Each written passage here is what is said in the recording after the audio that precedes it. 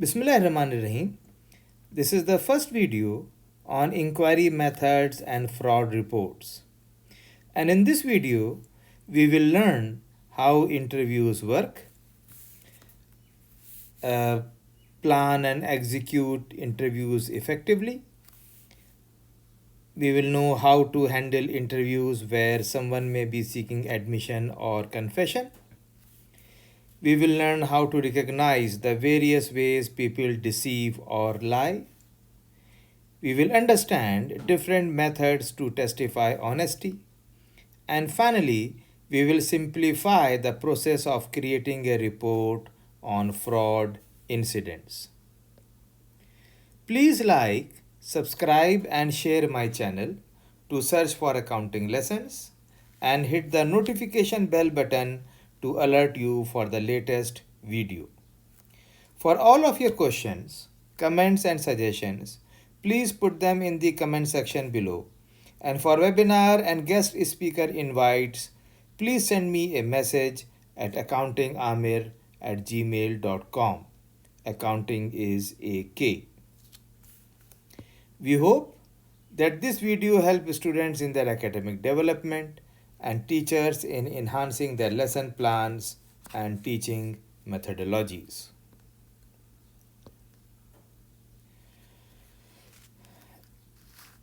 So let us start with a investigation methods case study. Don Restiman, an Emerald Enterprise employee, he was the purchase manager of Emerald's Enterprises. Restiman had the supplier hire his daughter Jane as a fake salesperson who deposited her paychecks into their shared accounts, the shared account of Don Restiman and his daughter. They used these funds used for personal expenses like real estate and cars, and suspicion arose in the purchasing department due to irregular and unnecessary purchasing patterns and inflated prices. Two investigators questioned Jane about her supposed job. Jane displayed obvious signs of deception, unable to answer basic questions like she was unable to answer basic questions about the company, such as its headquarters, location, office address, phone number, customers, or co workers. Jane Lawyer explained the serious consequences of lying under oath, after which Jane admitted to lying about working at Emerald and wrote a confession that helped to prosecute her father. Thus, it can be seen that effective interrogation techniques and honesty testing can uncover deception in investigations. In this video, we will cover questioning techniques for people like witnesses or suspects, including interviews.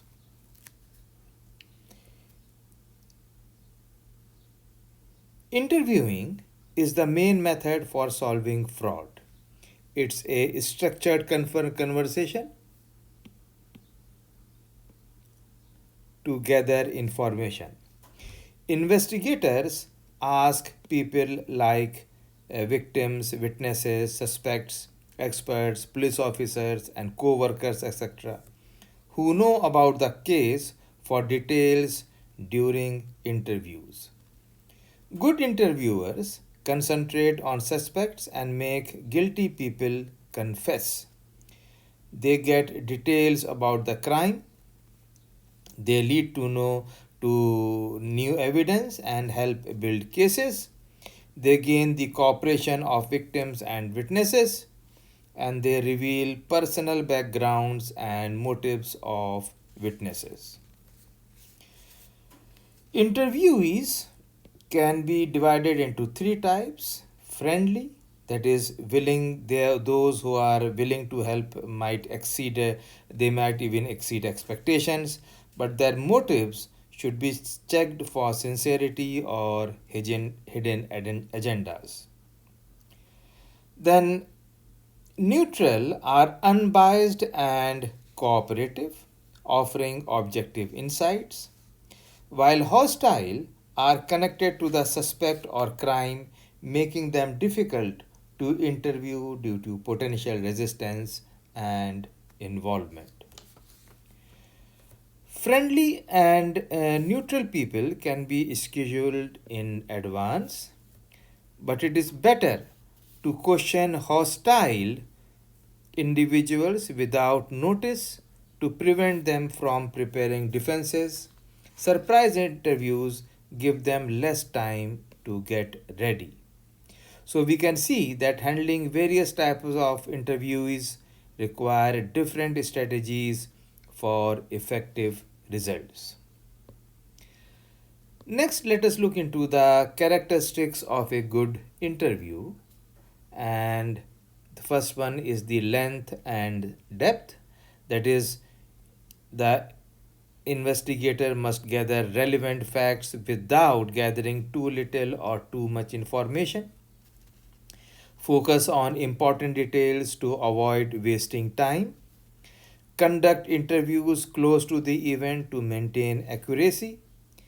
Be fair and unbiased while gathering information, and end the interviews positively to maintain goodwill and cooperation. So, good interviews are thorough, timely, objective, and end positively, ensuring accurate and relevant information. Then, let us look into the characteristics of a good interviewer. He must be having a outgoing personality, that is, he must have good interpersonal skills. He can create a relaxed environment. He should be active listener, listen without interruptions, and he values volunteered information. Then, interest and engagement. He should have a genuine interest in the subject and maintain focus on relevant topics. He should have a non accusatory approach, that is, ask questions neutrally, uses an informal style. He should be having the element of professionalism, that is, he commits to excellence, he is punctual and professionally attired. He demonstrates fairness and impartiality. He avoids creating a perception of threat. So, good interviewers have outgoing personalities, active listening skills, genuine interest, and professionalism. Creating a comfortable, non threatening environment that fosters trust and cooperation for successful interviews. Fraud triggers predictably reactions in those involved, affecting the effectiveness of investigation. A classic model of reaction to crisis is over here. You can see we have denial, that is the buffer of to shocking news, delaying behavioral chances. Anger, that is it arises from frustration, may be directed at various targets. Rationalization, attempts to justify or minimize the dishonest act. Depression, that is symptoms emerge as hope diminishes. And acceptance, that is realistic understanding, desire to resolve the issue. The impact of fraud investigation is that the reactions vary based on fraud magnitude and coping mechanisms. Effective interviewers recognize these stages and guide towards acceptance. So, to conclude, recognizing reaction is crucial in fraud investigations. Skilled interviewers can guide individuals towards acceptance for productive interviews. Let us look into each one of them in the next slide. Stage one is the denial. That is, during denial stage, people seem stunned or dazed. They refuse to accept the information. They insist there is a mistake. They struggle to understand what is being said. During the denial stage, individuals experience shock or disbelief as a way to cope with unexpected or unsettling information. They may seem temporarily stunned or dazed, refusing to accept what they are being told. They might insist that there has been a mistake or have difficulty understanding the situation. And finally, essentially, denial serves as a mechanism to shield individuals from the full impact of the news they have received. The anger stage poses significant risk for resolving fraud. During the anger stage, suspect may lash out at loved ones or colleagues, straining relationships. Others may worsen the situation by insulting or harming the suspects. Suspects may be fired unfairly, resulting in legal trouble. The implication of hasty termination is legal vulnerability, that is, hasty terminations can expose companies to litigation for wrongful dismissal, slander, or libel if fraud has not been conclusively proven. A loss of cooperation, that is, harsh treatment, jeopardizes further cooperation from the perpetrator, hindering investigation efforts. So, accusation of fraud should be backed by clear evidence to avoid legal vulnerabilities. Hastily terminating employees can impede investigation and lead to unforeseen consequences. Companies must exercise caution to avoid litigation by following proper procedures and gathering sufficient evidence. Then, recognizing and addressing rationalizations is important for making good moral choices and sticking to ethical principles. It is important to balance caring for people with making sure everyone follows the rules and standards of the company. People try to justify dishonest acts or downplay the crime. This can result in lenient penalties, failure to prosecute, and weak testimonies. Interviews might make it harder to find out what really happened. So, rationalizations make it easier for individuals to accept behavior that violates company policies and ethics. It compromises the integrity of investigations and the company's stance on fraud. Depression is when someone feels sad most of the time. Symptoms of depression include feeling sad or down most of the time, losing interest in activities once enjoyed, changes in appetite or weight, difficulty in sleeping or oversleeping, fatigue or loss of energy, feeling of worthlessness or guilt, trouble concentration or making decisions, thought of death or suicide. So, acceptance of next is the final stage, that is acceptance. So, acceptance means understanding what happened and wanting to fix it and when forward. This happens when we know all the facts about the fraud, including why it happened. It is the best time for interviews because people are more likely to cooperate. Then, proper planning helps to get the most from the interview and to minimize the time spent. Planning an interview involves preparing ahead to make the interview efficient, collect as many details as possible about the offense and the person being interviewing, choosing a suitable time and place for the interview to ensure it goes well. The interviewer's demeanor is how the person leading the interview behaves and interacts with the interviewee. It includes the tone of voice, body language, and overall approach.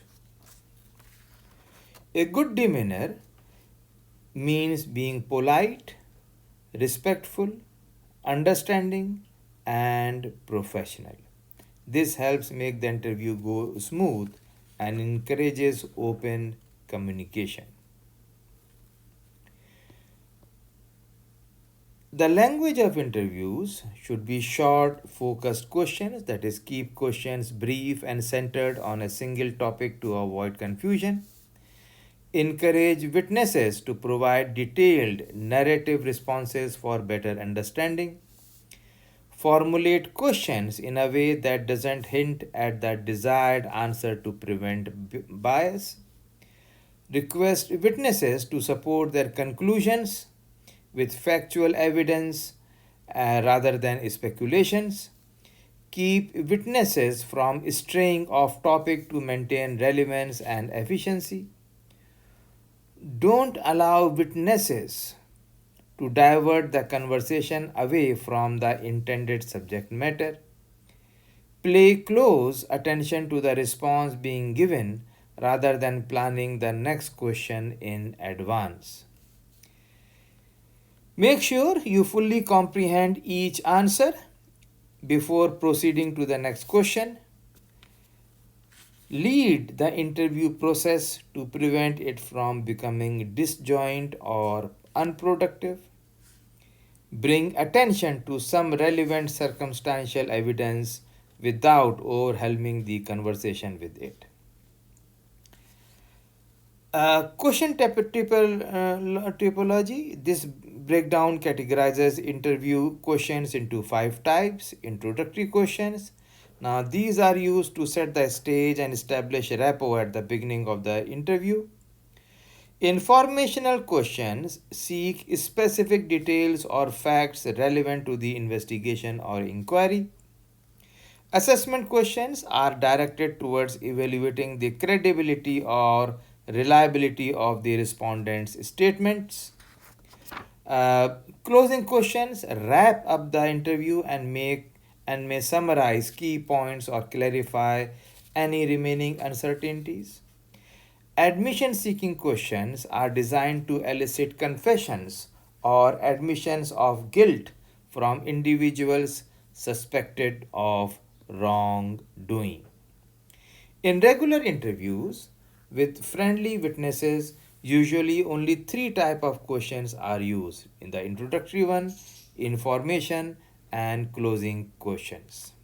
But if you doubt the honesty of their answers, use assessment questions to check and if you suspect wrongdoing, you can ask admission seeking questions to get them to focus. The elements of conversation include expression, that is, conversation allows individuals to express thoughts, feelings, and ideas, facilitating self expression and communication with others.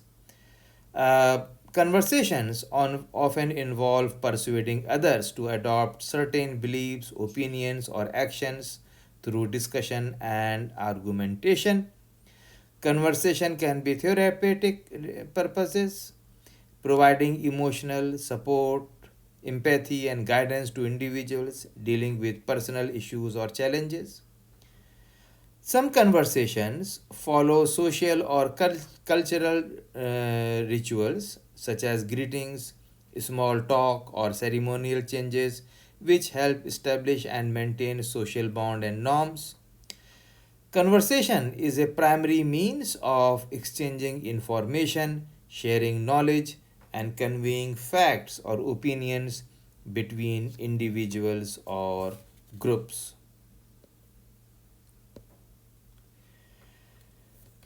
Understanding inhibitors is crucial for effective communication. Addressing barriers improve communication outcomes. Inhibitors of communication are obstacles that hinder the smooth exchange of relevant information. These barriers can be social or psychological in nature, causing individuals to either be unable or unwilling to share information. They create challenges in effectively transmitting or receiving messages in communication interactions. Examples of social barriers include cultural differences, language barriers, lack of trust. The examples of psychological barriers are fear of judgment or reprisal, emotional barriers, and preconceived notions or biases. These inhibitors can significantly impact the clarity, accuracy, and completeness of communication between parties. Unwilling inhibitors to communication are factors that discourage people from freely sharing information. And some of them are like competing demands for time. So, when people are busy with other tasks, they may not want to talk or share information. People might not want to communicate openly if they fear it could hurt their self esteem or image. Social rules about what is polite can stop people from sharing certain information. Past bad experiences can make it hard for people to talk about certain topics or share personal information. These inhibitors make it harder for people to communicate openly and honestly. Overcoming them involves building trust and creating a supportive environment. Inhibitors that prevent people from providing information make it hard for them to share important details, like forgetting. Sometimes people can't remember information because they forgot it, maybe due to time passing, stress, or not paying attention. People may have trouble remembering the order of events, especially if the situation was complex or had many parts. If asked to guess or figure things out based on limited information, people might struggle to give accurate answers, especially if things are unclear or uncertain. Sometimes people have reflexive responses or defenses that stop them from sharing information, like automatic reactions or feeling uncomfortable talking about certain things. So, these inhibitors make it tough for people to share information clearly and accurately. To overcome them, it helps to give reminders, use memory aids, or create a supportive atmosphere where they feel comfortable sharing. Next, let us talk about the facilitators of communication. First is facilitators of communication is anything that makes communication easy or more effective, like clear language and active listening. These include fulfilling expectations, that is, meeting or exceeding someone's expectations builds positive relationships. Acknowledging efforts or achievements motivates people to communicate openly. Persuading by highlighting how an action benefits others taps into altruism. Showing empathy creates a supportive environment for a dialogue. Introducing novelty sparks interest and engagement. Providing outlets for emotional expression fosters deeper connections. Communicating in ways that resonate with values or beliefs boosts engagement. Finally, tangible incentives like bonuses or recognition motivate communication. So these factors are essential across various communication contexts, from personal relationships to professional settings, helping achieve positive outcomes. So this completes the first video on inquiry methods and fraud reports. I hope you have enjoyed this presentation, and if you found value in this video, then please like, subscribe and share my channel and hit the notification bell button to alert you for the latest video. For webinar and guest speaker invites, please send me a message at accountingamir at the rate gmail.com. Remember, effective questioning brings insight, which fuels curiosity, which cultivates wisdom. If you have any question or any suggestion regarding this session, then please put them in the comment box below or by email, and inshallah I will reply you back. Thank you so much and happy learning.